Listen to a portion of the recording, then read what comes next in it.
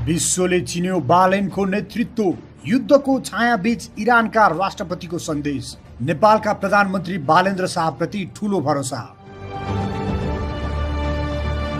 नेपालका प्रधानमन्त्री बालेन्द्र शाहको नेतृत्वले अन्तर्राष्ट्रिय मञ्चमा सकारात्मक संकेत दिन थालेको छ। इरानका राष्ट्रपति मसुद पेजेस्कियानले नवनियुक्त प्रधानमन्त्री शाहलाई औपचारिक बधाई सन्देश पठाउँदै नेपालसँग सहकार्य विस्तार गर्न इरान पूर्ण रूपमा तयार रहेको स्पष्ट सन्देश दिएका छन्। चैत्र 13 गते प्रधानमन्त्रीमा नियुक्त भएका शाहप्रति पठाइएको सन्देशमा राष्ट्रपति पेजेस्कियानले नेपाल इरान बीच 6 दशकदेखि कायम रहेको मित्रवत सम्बन्धको उच्च प्रशंसा गरेका छन्।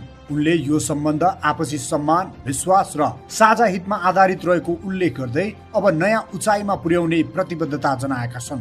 इरानले विशेष गरी आर्थिक, व्यापार, ऊर्जा, पर्यटन, कृषि र शिक्षा जस्ता रणनीतिक क्षेत्रमा नेपालसँग सहकार्य विस्तार गर्न चाहेको सन्देशले प्रधानमन्त्री शाहको नेतृत्वप्रति बढ्दो अन्तर्राष्ट्रिय भरोसालाई झल्काउँछ।